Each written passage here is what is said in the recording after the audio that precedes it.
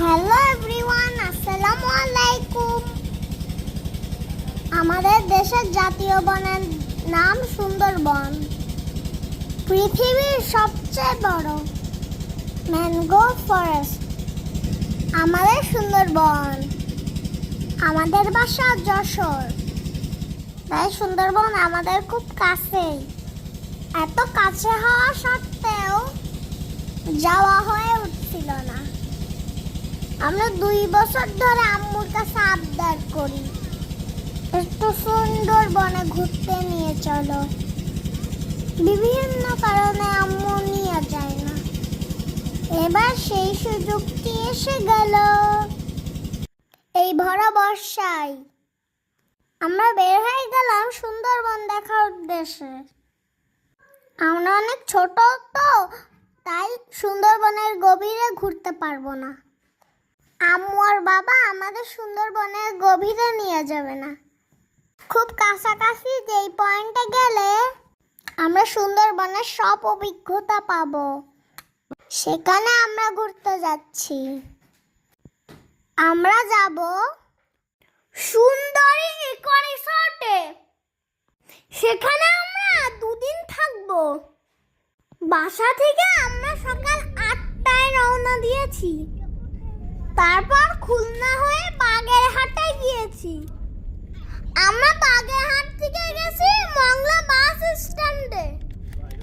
বাস স্ট্যান্ডের পাশেই হোটেল পশুরে আমরা ফ্রেশ হতে গেছিলাম। সকাল থেকে অনেক বৃষ্টি শুরু হয়েছে, তাই বৃষ্টিতে আমাদের আস্তে আস্তে আসতে হয়েছে। আমরা যখন হোটেলে পৌঁছেছি তখন বৃষ্টি হচ্ছিল। আমরা সেখানে গিয়ে ফ্রেশ হয়ে নিব। তারপর আমরা মংলা ফেরি ঘাটে যাব। ওখান থেকে 12টা 20 মিনিটে আমাদের বোট ছাড়বে। আমরা হোটেলে পৌঁছে গেছি। 3 ভাই বোন একটু সবকিছু দেখতে লাগলাম। সুন্দরবনে কি কি আছে আমরা এখানে দেখতেছি। বাসা থেকে আসার সময় আম্মুর কাছ থেকে শুনে আসছি সুন্দরবনে কি কি থাকে। এটা হলো সুন্দরবনের মানচিত্র। আমরা একটু বানান করে করে এটা পড়ছি। এখানে এসে আমার ছোট্ট একটা কচ্ছপের বাচ্চা দেখছি। বাইরে তখন অনেক বৃষ্টি হচ্ছে, তাই আমরা ফেরি ঘাটে যেতে পারছি না। তাই এখানে একটু কচ্ছপ দেখতে লাগলাম। আমি কচ্ছপকে পাউরুটি খেতে দিয়েছি। দেখুন কচ্ছপ কি সুন্দর করে খাচ্ছে।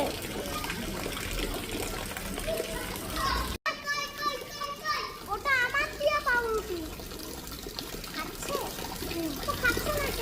এটা একটি বাচ্চা কচ্ছপ। এখানে ওর সাথে কিছু মাছও আছে।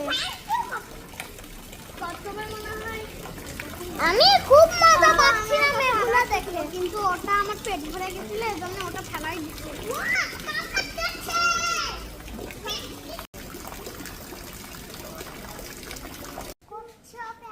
এখানে অপেক্ষা করতে করতে আমাদের বোট ছাড়া সময় হয়ে গেল, কিন্তু বৃষ্টি থামলো না।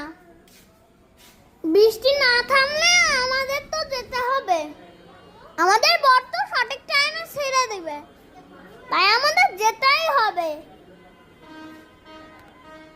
এবার একটু বৃষ্টি কমলো, এই সুযোগে আমরা বের হয়ে পড়লাম।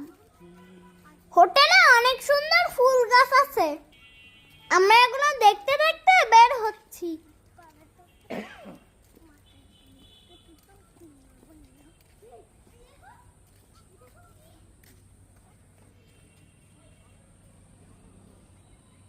এখানে একটি বক তৈরি করা আছে।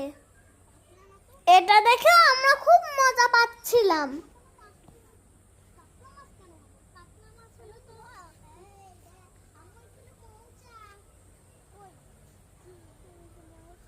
তারপর রাস্তায় নামতে না নামতে ঝুম বৃষ্টি।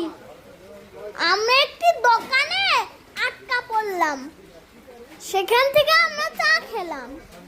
চিপস কলা এগুলা কিনে নিলাম বোটে খাবো তাই। এই দেখুন কি সুন্দর কলার কাঁধি, গাছ পাকা কলা, খেতেও ভীষণ মিষ্টি।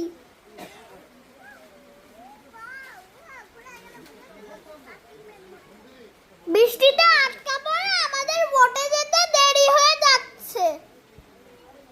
আমরা আবার ভিজতে ভিজতে ফেরিঘাটে দৌড় দিলাম, গিয়ে বোটে উঠলাম।